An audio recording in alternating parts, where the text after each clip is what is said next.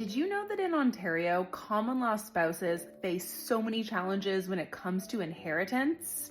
My name is Mallory, and today we're going to talk about life, death, and everything in between. We live in an incredible time in the world where people can love, live with, choose not to live with whomever they like. Now that we're seeing so many more people choosing not to legally marry and instead to live as common law spouses, we're also starting to notice that this can cause some problems down the line.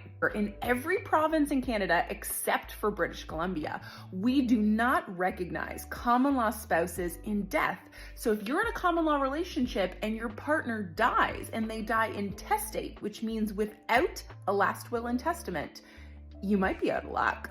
If you are not legally married, but you're living in a common law relationship, there are only 3 ways to guarantee that your common law spouse is going to inherit when you die.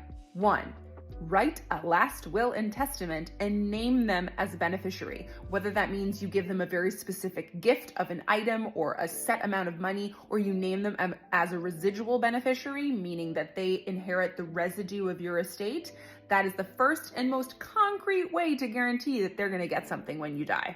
Number 2 is to have joint assets together. So it could be that you own a house or a piece of property together and you are listed as joint tenants. Or it could be that you have a shared bank account or a shared investment of some kind. In that case, your spouse will inherit by right of survivorship upon your death. And the last way to guarantee that your spouse inherits when you die is to have them named as a beneficiary on a registered investment like an RRSP or a TFSA, or to name them as the beneficiary in a life insurance policy. If you're in a common law relationship, you need to be thinking about what's going to happen when one of you dies because, sorry, one of you is going to die first.